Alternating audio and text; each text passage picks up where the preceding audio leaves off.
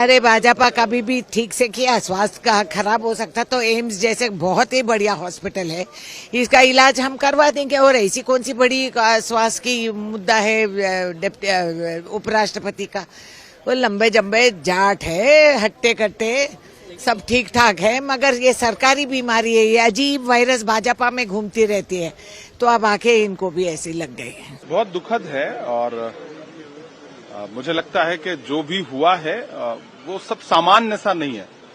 और उनके जैसा अक्खड़ मिजाज का आदमी जो बीमारी की हालत में भी अगर कभी वो थोड़े बहुत बीमार भी रहे तो वो सदन आ जाते थे और पूरा समय देते थे कुछ चेयर पर।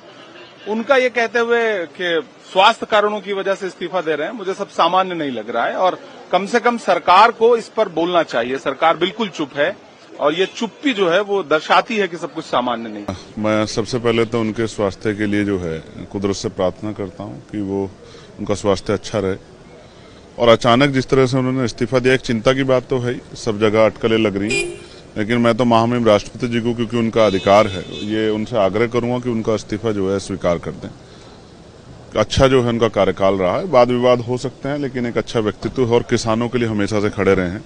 जिस तरह से उन्होंने सरकार से अलग हटके भी कई विषयों को उठाने का प्रयास किया है, तो मैं तो स्पष्ट कहूंगा कि मेरी राय है और मैं महामहिम राष्ट्रपति से मांग करता हूं कि उनका इस्तीफा स्वीकार किया जाए।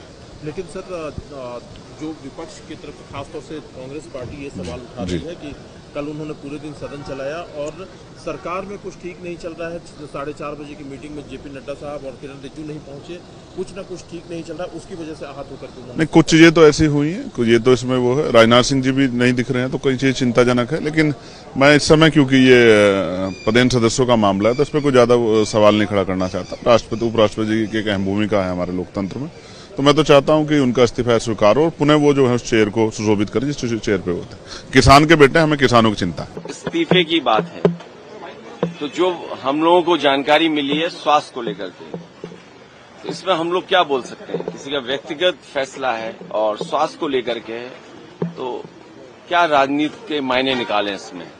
लेकिन उससे महत्वपूर्ण यह है कि भारतीय जनता पार्टी किसी को वोट नहीं डालने देना चाहती। और बिहार में जिस तरीके की कार्रवाई चल रही है, इसी तरह उत्तर प्रदेश में जानबूझ करके भारतीय जनता पार्टी ने इलेक्शन कमीशन से मिलकर के और प्रशासन के सहारे बड़े पैमाने पर वोट काटे थे, डिलीटेड शो किया था। और जिस समय हम लोगों ने आपत्ति की और आरोप लगाया तो उन्होंने हमें नोटिस दिया।